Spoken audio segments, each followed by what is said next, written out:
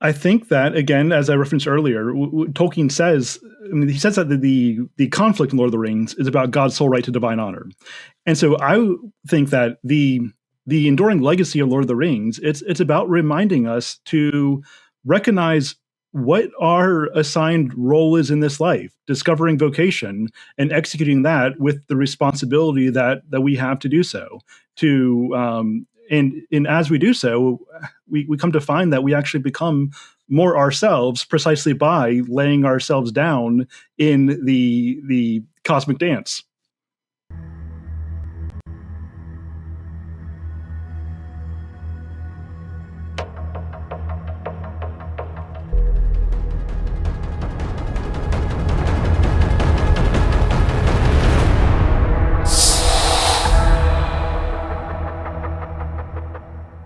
Welcome back to the Athenium Book Club podcast. I am your host, Jeremy Ryan Slate. You can find me on X. I am at Jeremy Ryan Slate over there. If you want to check out the book club and join and talk about some incredibly cool books, you can check that out over at atheniumbooks.com. And guys, we have a really good one in store today. I am a massive Tolkien nerd, and I am very, very excited to dive into Lord of the Rings in about an hour, which I don't know how Andrew and I are going to do that, but we're going to do our best at it. But our guest today is Andrew Snyder, and I'm really excited to chat with him. So Andrew, welcome to the show, man. Hey, glad to be here. So I guess for people that may not be familiar with you, Andrew, if you want to tell us just a little bit about your background and also what's kind of gotten you into Tolkien. Yeah, sure. So I teach philosophy and theology with a few different universities. My PhD is in theology. Also got some philosophy background in there as well.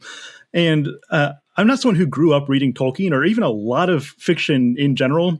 That's something that came a bit later in life. Actually, not until I was about done with my PhD, I finally discovered that I like fiction. And so the right things came together between some of my research focus, some life things going on where I'll just shorthand it and call it Providence. I was ready to read Tolkien. And so I finally pick up Lord of the Rings. You know, I'd seen the Jackson movies. I'm obviously familiar with the franchise, broadly speaking. But as far as actually reading Tolkien, it was just a life-changing experience from the very beginning. And so I just blew through Lord of the Rings, straight to the Silmarillion, and then, various other things from there. I've nearly finished reading the history of Middle-earth now. So I just nonstop run, and it's just reshaped so much of how I view literature, how I view certainly fantasy, how I view life, and as well as my academic trajectory. And so, I incorporate Tolkien wherever I can in my academic work. Currently contracted for a book on Tolkien, so I'm pretty much all in right now. I have to ask you as well, because I know for me, like kind of the gateway drug into Tolkien, weird enough, is I got very into C.S. Lewis's science fiction trilogy. Mm-hmm. Have you ever jumped into that at all? Oh yeah, absolutely. I after I finished the Silmarillion, that's about the time when I started to jump into Lewis as well. And I'd read some of his work before, but as far as really getting into it, it's a natural companion, So the Space Trilogy, or the Deep Heaven Trilogy, I suppose we should say. Yeah. Just another, kind of life-changing experience. Well, as a side note for our listeners and readers, that's if it's something you've not run into, it's some of Lewis's best writing. It definitely not his best writing. I think Mere Christianity is some of his best writing, but definitely something you should check out. But anyway, so I guess when we're looking at Tolkien's life experiences, how does his academic background in philosophy and also the First World War, which I think is a really big part of his inspiration, how he writes as well, how do you see these elements shaping his writing? And I guess let's talk a little bit about the world that Tolkien was writing from. Yeah, so Tolkien is somebody who knew a lot of tragedy from his childhood. I mean, losing his father, eventually losing his mother, losing almost all of his friends in the war. Like, this is somebody who's well acquainted with loss and with sorrow. And that is critical to what we get in Lord of the Rings, Silmarillion, and beyond.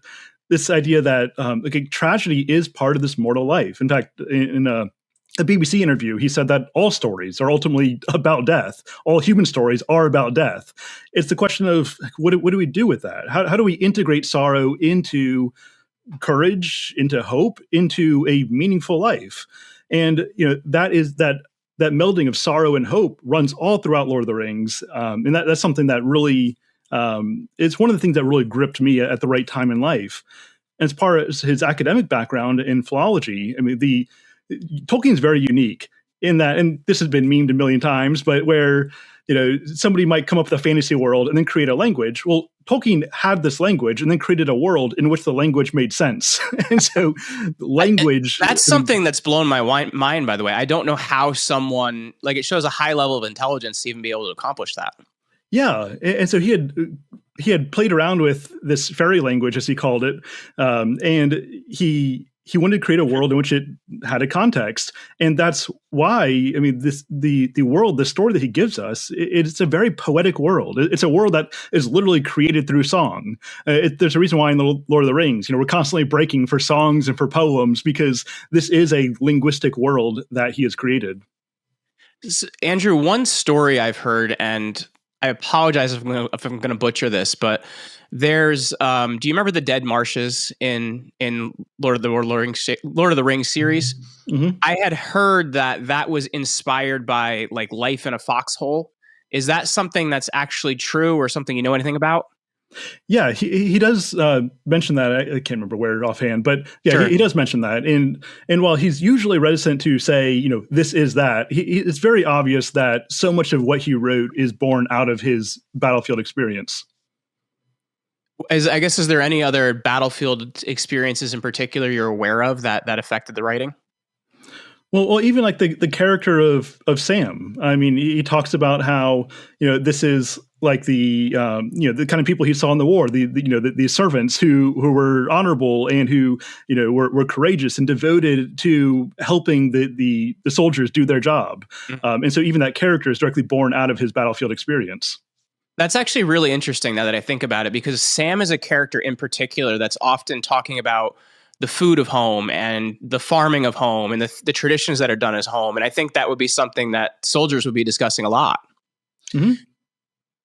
So I guess when we're looking at it then, for listeners who might be, and I apologize, I'm working off notes because I usually make mistakes if I don't, so I have to try to prepare ahead of time. But for listeners who might be new to Tolkien, can you give us kind of a high-level overview of Lord of the Rings? Obviously, we can't go into absolutely everything, but I guess could you give us a bit of an overview of what the narrative looks like? So do we have an idea of what the world we're working in looks like? Yeah, so I think first I should say that this is a world that was created within a broader context, or more foundational context. Like the material that we get in, say, the Silmarillion, that comes long before Lord of the Rings in Tolkien's mind. In fact, long before The Hobbit. When Tolkien first started writing The Hobbit, he didn't know it was part of the same world until eventually he came to recognize that it belongs there. Right? He thought he was doing the standalone thing. And by extension, I mean, that would include the story that would eventually become The Lord of the Rings as well. And so what we get in Lord of the Rings, it's sort of the end of his long meta story, where we have a very lived-in world, an ancient world full of ruins and legends and histories and mythologies. And in this grand world, we begin in the Shire, which is, and Tolkien says that this is very much inspired by the kind of Oxford countryside, the vanishing Oxford countryside. So I lived in Oxford for about a year, in between undergrad and grad, actually doing a program in Tolkien and Lewis. It does very much feel like that.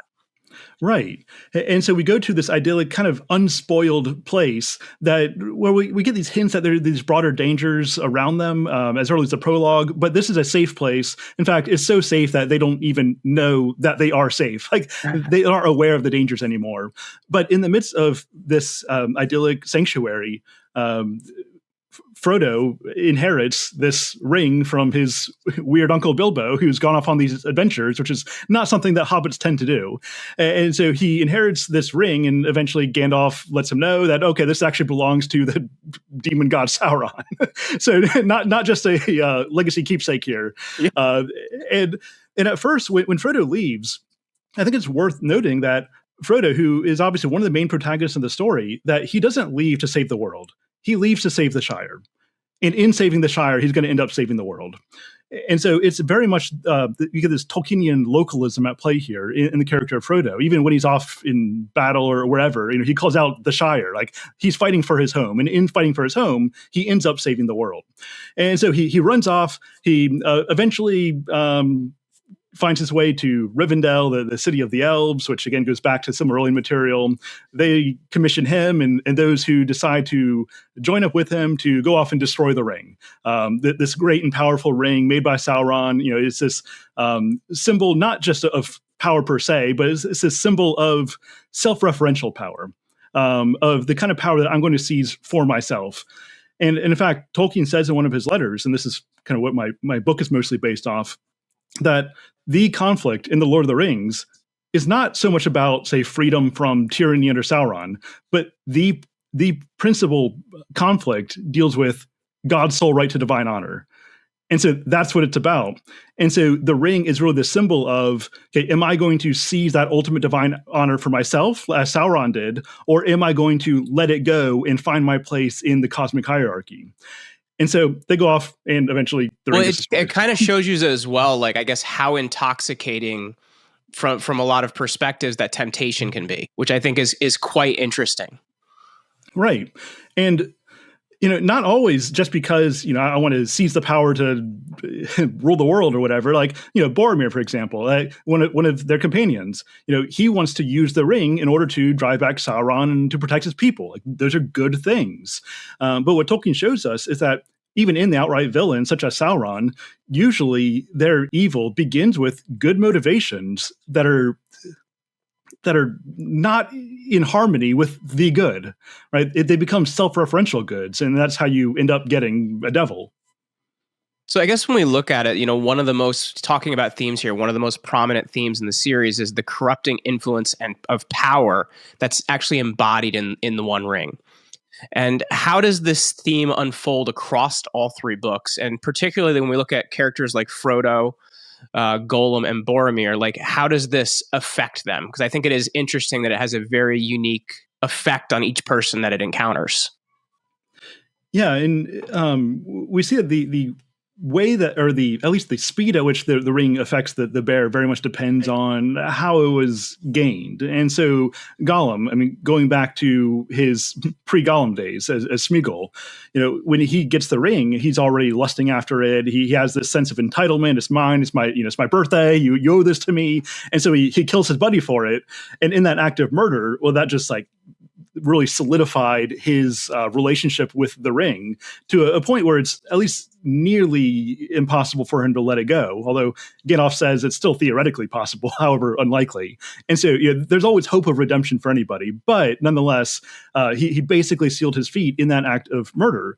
Whereas Frodo, who inherits the ring, he sets out for the purpose of first saving the Shire, but eventually of destroying the ring. And so it wears on him, but much more slowly, because his heart has been conditioned to resist its temptation. And it's kind of like later on when they visit Galadriel in Lothlorien, when Frodo is almost compelled to present the ring to her, recognizing her wisdom and power and her stature. He says, surely you can do something good with this. And she says, she turns it down, and she says the reason why she turned it down is because she had turned it down in her own heart every single day before that point. And so we see that conditioning your heart in integrity is the best bulwark against temptation. It's not first and foremost about what do you do when temptation arises. What do you do before temptation arises to steal your soul?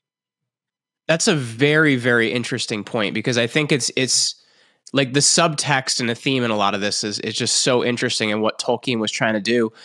And I guess, like, when we look at a character like Aragorn, how does he fit into kind of the look of because he's somebody that in the story doesn't really seem in a lot of ways corruptible by the ring, which is quite interesting. He's able to kind of resist it in a lot of ways, but it's also away from him for a long time as well. Yeah, and he's another character who he knows his place, especially in book Aragorn versus movie Aragorn. Like book Aragorn has no doubts about the fact that he is going to be the king of Gondor. He's going to play his role, and so from the very beginning, at least from his entrance into the story, like, he knows his place in the hierarchy, in the cosmic hierarchy. He knows the station that he's meant to fulfill, and so he isn't inclined to step out of that station because he's been living in accordance with who he's supposed to be day in and day out. And so again, when he's close to the ring, when he's in the proximity of Frodo with the ring, he's not, as we can tell, very tempted to take it, as Boromir is, because he's already steeled his heart accordingly. Well, I think the thing that's interesting as well, and it goes back to what you just said there, like someone like Boromir, he's not actually in a position to ever have what Aragorn is supposed to have, right? But he's currently somewhat in that position, if that makes sense. So it's also, I guess, understanding where you're at in life too. Was that a weird way of asking, but do you get what I'm saying? Yeah, and so Boromir obviously has this envy within him in that he wants something that he can never really have, and so that's the point I was trying to make. Right. Right. And so in addition to being in the state that he doesn't really want to be in just from birth, I mean, he's the son of a steward, or he's not the son of a king, but obviously he has these ambitions. But also, I mean, he's someone who grew up under the shadow. I mean, anybody who's had a particularly hard life, we should have some degree of sympathy for them. And so what he wants is to save his people, but he hasn't yet found his place in life, in the hierarchy. And so the way he goes about that is well, it's a little bit twisted. So I guess when we're looking at like the idea of friendship, which is a really big theme in many different ways in Lord of the Rings, but friendship and fellowship are really at the heart of the story. And that's from the formation of the Fellowship of the Rings, to even bonds with characters like Frodo and Sam and Merry and Pippin. So how are these relationships so enduring? And how do they contrast with the isolation that the ring brings? Yes, that's a good question, because basically whenever in Tolkien's Legendarium, from beginning to end, when we see somebody doing something in isolation, it's usually not going to lead to a good place.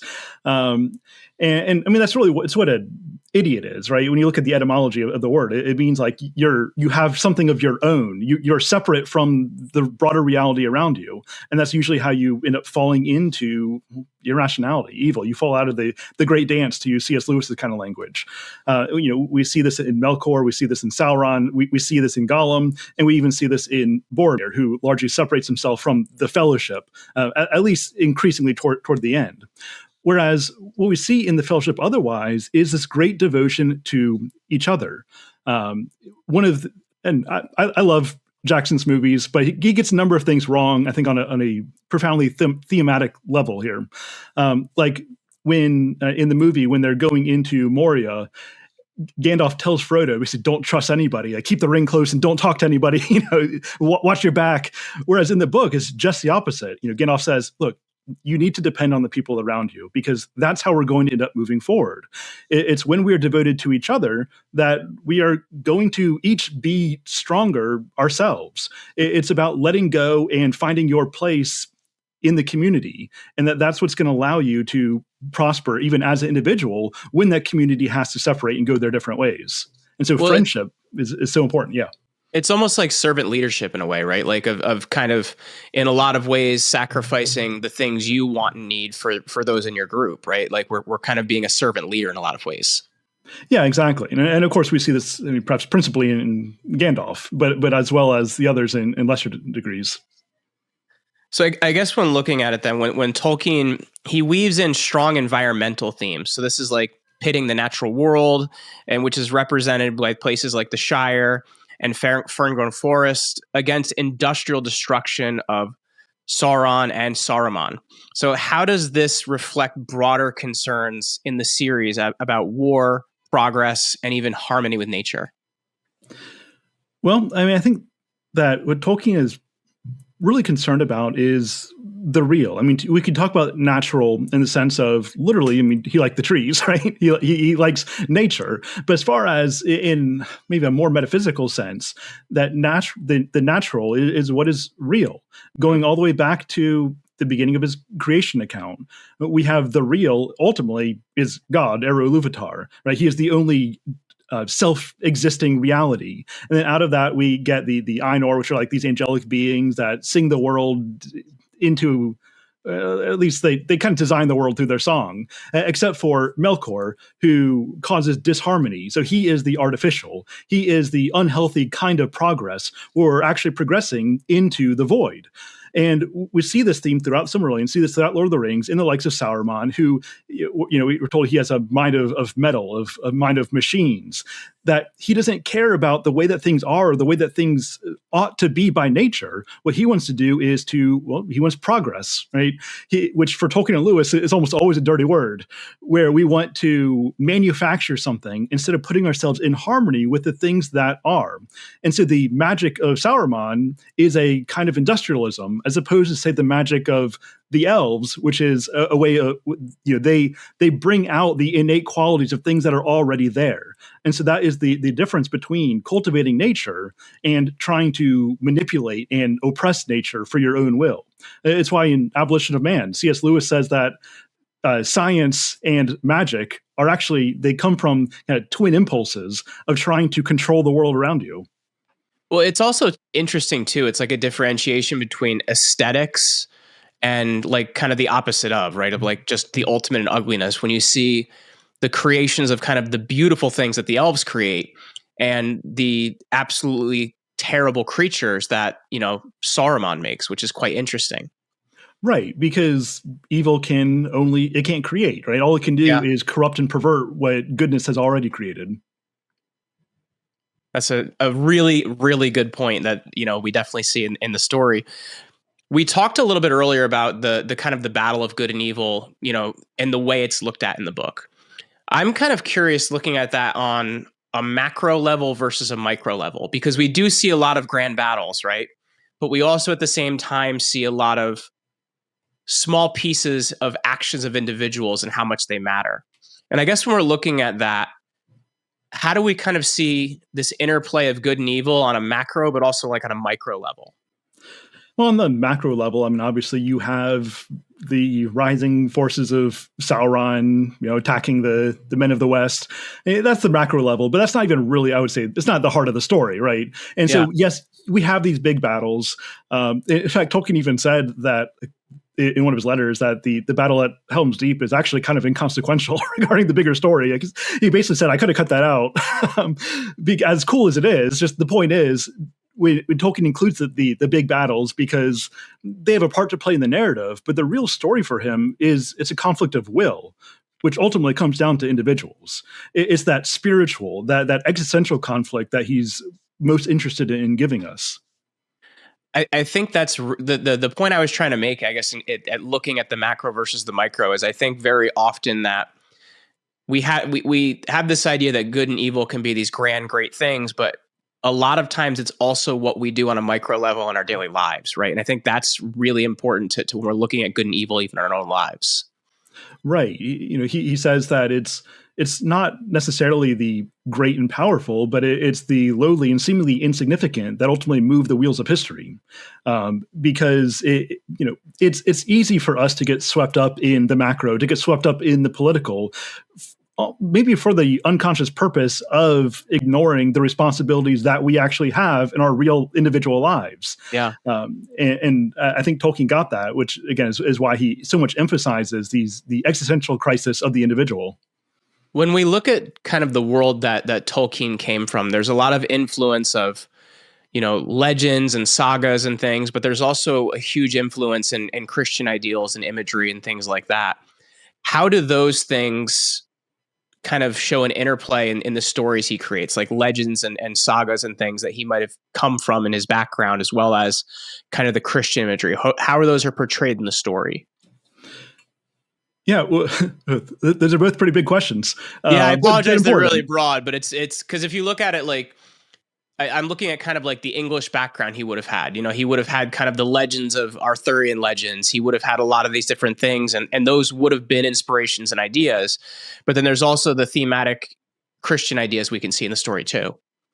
Yeah, and so I mean, we see big influence from the northern myths of this northern heroism of we're going to go fight against the monsters and be courageous, even though we're most likely going to die. But we're going to do that because that's what the good guys do, right? Yeah. We keep fighting, even if it seems like a futile mission. We see this in Beowulf, for example, where in all of his major fights, Beowulf goes into it saying, look, I don't know if I'm going to win. I don't know if I'm going to lose. I might die here, but that doesn't matter. What I'm concerned about is the fact that it's my responsibility to engage in this battle. And so we see that mindset throughout where, we're not so much worried about, is this going to work? What we're worried about is this our responsibility? And so that's what we're going to go out and do. That's a very Northern idea. And then, as far as and you already mentioned the Arthurian connection. Obviously, we get the idea of the returning king. Even Aragorn, when he's given a gift from Galadriel, he's not given a sword. He's given the scabbard that is enchanted, as King Arthur was. And so there are some pretty explicit connections there.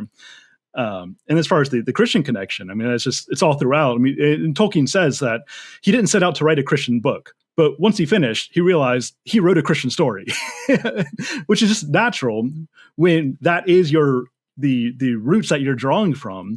Then, as he's engaging with these various pagan myths, he's doing so in a way that's kind of baptizing them in his imagination, even if that's not what he's consciously doing, simply because he's operating with the roots that he has. And so we see, all throughout, obviously the death and resurrection of Gandalf, or just this theme of we're going to overcome power by letting power go. It's a very Christian idea. That's not something you generally find in the pagan myths. And so he's taking a lot of imaginative inspiration from the pagan myths, but filtering that through a very Christian set of ideals as to what goodness actually is. When we look at kind of the world building that Tolkien did, I think to mention the language early on and how that's a really big part of the story. How did he approach, and if you don't know this, that's fine, but how did he approach kind of building a world? And I guess, what did that look like functionally? How does someone build a world like he did that feels so real and so believable and, something that is able to exist not just for this trilogy, but also other stories like the Silmarillion you mentioned and, the Hobbit stories as well?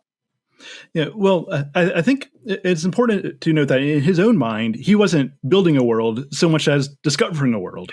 Right? He had that kind of, prophetic imagination, right? Where he talks about the first enduring character of his entire legendarium was Eärendil, the mariner, who is somebody who showed up in the Silmarillion.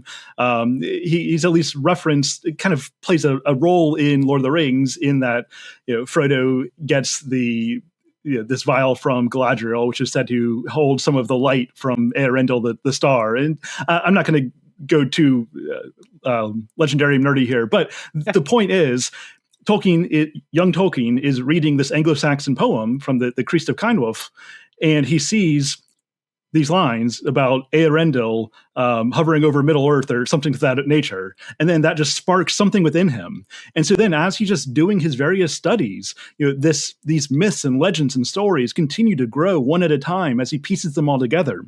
To throw in another Tolkien text here, in Leaf by Niggle, which is really one of the only explicitly allegorical stories he gives us. He talks about this guy, this painter, who's constantly just painting all these different leaves. And as they come together, eventually it forms a big tree, even though he didn't originally plan for all these different pieces to be part of the same piece. He recognized that they are. So that's how Tolkien worked. His mind just sort of created all these different stories from the things that he's studying, myths, legends, language, history, whatever. And then they all just sort of start getting tacked onto the same world until we have this entire meta-narrative that he's discovered more so than set out to create. I guess from your perspective, as someone that knows a lot about Tolkien and a lot about his worlds, and you've also read a lot of his work, to you, what stands out about the worlds he creates and what makes them more real, right? Because we can read a lot of other stories and we're like, it just didn't really do it for me. And I'm not talking about Tolkien, I'm talking about from other authors.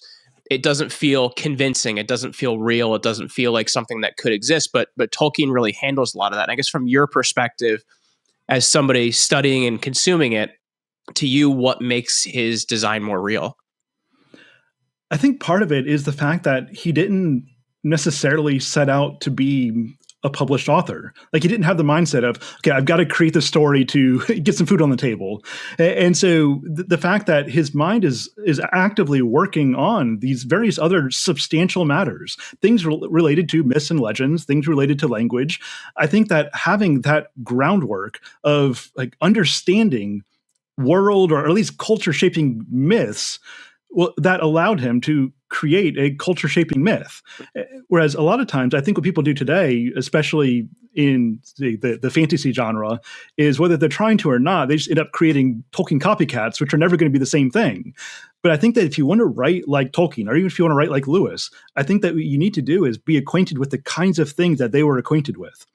And so there's a reason why, the great Finnish or English or Norse or whatever, these great myths are great. And the reason why we still are able to engage with them today, however many years later, is because they had a certain kind of reality to them. Tolkien was acquainted with that reality, which allowed him to sub-create one of his own. And so I think that if you're going to write like Tolkien, not like anyone should ever set out to write something like Tolkien, but if you're going to write in that caliber, I think you have to do that kind of work first and then be an author second. I think that's a really important point too, because I think for a lot of people, it's, this is going to be my masterwork, or this is going to be the thing that gets me noticed. And I think when you try to color it with that perspective, it really affects what you're creating, whereas he's creating just for the sake of creating. And I think that really can produce a lot of beauty. Right. And so it's a mix between having the substance behind you, but also just wanting to create something beautiful. I mean, The Hobbit began largely as a doodle of sorts, in that he's grading papers. He comes across a blank page, and out of gratitude, he starts scribbling down a little bit of a story. And that's how The Hobbit began. And then once that ended up becoming, a bestseller, then his publisher starts hounding him for a sequel, which took a long time, but eventually he was able to come up with it. And so I think it is that mix of having that substance behind you, of being familiar with great things, but also just having fun and enjoying what you're doing. That's going to produce art that's worth engaging with. Could you imagine being that student? In grading my paper, Tolkien was inspired to create a lot of things. Right. Right. So I guess when we look at it, the Lord of the Rings itself is a trilogy, but we also have other works that fit in this world, including The Hobbit and the Silmarillion and the Lord of the Rings trilogy. How do these things all fit together? And how do they kind of work in the Tolkien world? Yeah, and so on the bookends of his entire Legendarium, which is his whole meta story. At the beginning, we have the Silmarillion, which tells of the creation account, the major events of the First and Second Age, which are kind of alluded to in Lord of the Rings. And in fact, Tolkien originally intended for the Silmarillion and Lord of the Rings to be published alongside of each other. He saw them as necessary companions. Mm-hmm. I think that there's some benefit in reading Lord of the Rings without knowing that material first, as Lord of the Rings was first published, in that it adds so much mystery to the world. But at the same time, it's obvious that Tolkien wants you to know more than you get in the Lord of the Rings. So it's always his mission. And so, we get the history of the elves, we get the history of Sauron, where he came from, what his motivations are, why he isn't necessarily around at the beginning of Lord of the Rings. And then we jumping forward to The Hobbit. This is where we get the reemergence of the ring, which originally when Tolkien wrote The Hobbit in the first edition, he didn't even know that the ring that Bilbo gets was the One Ring. And so he retconned that with an updated edition. But nonetheless, taking it as it is, this is where we get the entrance to the Third Age, where Bilbo discovers the ring, and then that's going to pass it on to Frodo. And then that gives us to the end of Lord of the Rings. Now, between those, there are various other things that you can read that are mostly incomplete stories that Christopher Tolkien put together for us. So various tales and legends. But those are the main bookends of Silmarillion, Lord of the Rings. So you mentioned earlier the Peter Jackson film adaptations. I'm curious from your perspective, because there are a lot of things that do get missed and changed, but I think at the same time, for a new generation, it created a new level of interest, which to me is always exciting, right? Like I look at a movie like, I love the movie Gladiator, but as a ancient historian, which is what my master's is in, I absolutely get appalled by some of the things that happen in it. But at the same time, it created a lot of interest, and there's a lot of new people interested in Rome because of that. And so I guess when we look at these Peter Jackson adaptations, where do they diverge from the books? You know, what are the things that we're seeing in these films that are different from what we actually would have read? Yeah, well, first I will say I love the movies, despite the fact that I have strong gripes about them. Well, I own I don't know about you. I own the director's cuts, which are like the really long ones. Oh yeah. No, I mean, they're some of my favorite movies, despite the fact that I have some strong gripes with them. I mean, there are a number, but as far as a few of the major ones, a lot of the characters get weakened pretty significantly in Jackson's movies. And for example, I mean, Frodo. I mean, he's kind of wimpy in the movies. He does come off that way. Like you feel like he's going to cry a lot. Right. He's kind of weepy, kind of wimpy. He's kind of, I don't know. I mean, like when Arwen, who isn't supposed to be doing this in the books, but Arwen, throws him on his horseback to ride him off to Rivendell. That should have been the elf Glorfindel, but nonetheless, Arwen rides him off, and Frodo is just sort of incapacitated the whole time. When in the books, he's like actively in his will fighting back the Ringwraiths, right? And so he is still the strong character even in his wounded state. Or one of the most egregious ones is Faramir, where in the movies, he's kind of villainous at first, and you never really know what he's going to do. Is he going to try to take the ring from Frodo? Whereas in the book, he says, "Look, if I found the ring lying by the side of the road, I wouldn't even be tempted to pick it up." He's like this perfect, ideal, virtuous character in the books. Or Aragorn, right? In the movies, he's very much a reluctant king who doesn't want power. He's afraid of his lineage. Whereas in the books, he's very proud of his lineage, and he knows exactly from the very beginning what he's going to do. I'm going to go reforge the sword. I'm going to go take the throne. That's what I'm supposed to do. And so a lot of the characters are very weakened in the movie versus in the book. I suppose to make them more sympathetic, more relatable, but it doesn't do it for me. Yeah, I guess when we look at Faramir, as you mentioned, the thing that I didn't like in the films is how wimpy they made him. You know what I mean? He could never match up to Boromir, and he's kind of like this, a bit of a loser, which isn't quite his character. You know what I mean? Yeah, no. He in the books. I mean, yeah, Boromir's Denethor's favorite, but at the same time, Faramir knows who he is, and he is just this ideal model of virtue and strength. So I guess when we look at today's world, Andrew, and I guess the lessons that the Lord of the Rings can teach us modernly, what lessons do you think that the Lord of the Rings can teach a modern world? Well, I class Lord of the Rings in really the same way as I do any great myth, in that it's something that's eternally true. And so its applicability it's always there. And, in Lord of the Rings in particular, I would say things like, endurance and hope in the midst of seemingly apparent despair. And so even when it seems like there is no hope, you can remember, as Sam does, that above the clouds and the darkness is light and high beauty, forever beyond the reach of the shadow. I think that kind of profoundly Christian hope that we see in Lord of the Rings, I think that's something we can absolutely take into our own life, that no matter how dark and despairing things may seem to be, light and goodness continue to pervade even when we can't see them. And I think that itself it's a major theme. Or this idea that it doesn't matter how things are likely to turn out. What matters is my responsibility to act in accordance with courage and with virtue. That's what matters. And so Tolkien very much fights against this consequentialism or this pragmatism. And he says, look, play the hero and let the chips fall where they may. That last point you made about responsibility, I think, is a really important point, because something I'm often talking to people about, in our modern world, a lot of times we're told we don't have agency. We're in the condition we're in because life happened to us or whatever it might be. And I'm a big believer in, you have the responsibility if you did something, or also the responsibility if you didn't do something, right? For neglecting to do something, like an omission. So I think it is important to see there's always some level of responsibility in our condition. And I think that's a really great lesson to learn. Yeah, absolutely.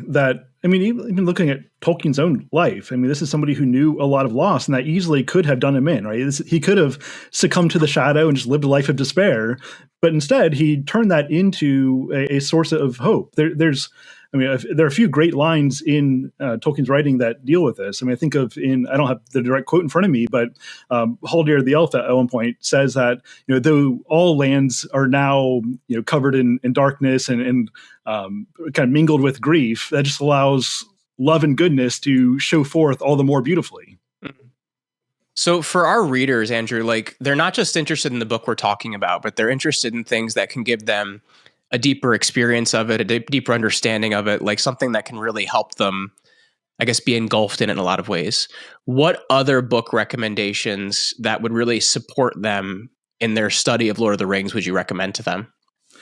Well, for one thing, I would recommend definitely read Tolkien's essay on fairy stories, which you can find. You can Google it, find a PDF somewhere, or you can get the book that has some commentary. I'd recommend that. But read his essay on fairy stories. I think that provides a great insight into Tolkien's own philosophy, especially regarding fantasy and kind of his own story. As far as getting beyond Tolkien, actually. One more thing, I also recommend read his letters. Read through Tolkien's letters. They provide great insights into his own life, his own imagination, his own view on his work. So read his letters. And as far as getting beyond Tolkien, definitely read my book when it comes out. Also, I like the Philosophy of Tolkien by Peter Kreeft. That one's really good. I don't know. There are a lot of different Tolkien books. Some of them are better than others, but that's one general one that I would definitely recommend. So, Andrew, if you could ask Tolkien one question, but it has to be related to just Lord of the Rings, what question would you ask him? Oh, that's a tough one. Never really considered that. Well, I suppose I would ask him,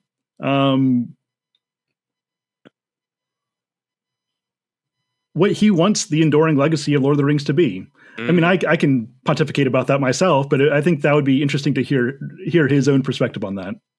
Well, I guess from a pontification expectation, what would you say then? What would you say is that thing?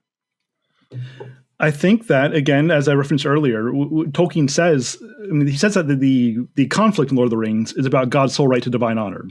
And so I think that the enduring legacy of Lord of the Rings, it's about reminding us to recognize what our assigned role is in this life, discovering vocation and executing that with the responsibility that we have to do so. And as we do so, we come to find that we actually become more ourselves precisely by laying ourselves down in the cosmic dance. Well, Andrew, I've really enjoyed this conversation. I've been looking forward to it for a while. So thanks for making the time work today. For people that are watching this, or maybe they're listening to the audio of this, how can they connect with you? How can they learn more? And you mentioned you have a book upcoming. So when's that on the horizon for? And how do we make sure that we find out about it when it comes out? Yeah, the best way to keep up with me is by following me on X over at Andrew in Snyder. From there, you can find most of my other stuff. Also, I run the Mythic Mind podcast, which is kind of doing a lot of things with literature and philosophy. Currently doing a series on Beowulf and Boethius. Oh, and cool. So a lot of fun stuff. That is from a independent course that I taught last year. Also, I'm currently leading a study on the Silmarillion through my Patreon, so that's an option as well. But yeah, follow me on X at Andrew N. Snyder. Probably the best way to keep up. As far as the book goes, still finishing it up, but it should definitely be out sometime later this year. So just follow me for more updates on that. Very cool. Well, Andrew, thank you for spending the time today. And for those of you out there watching and listening, this has been the Athenium Book Club podcast. I'm Jeremy Ryan Slate. You can check out the book club and go sign up over at atheniumbooks.com. Make sure you guys check out the next one, and please go support Andrew. Thanks for hanging out, everybody. All right.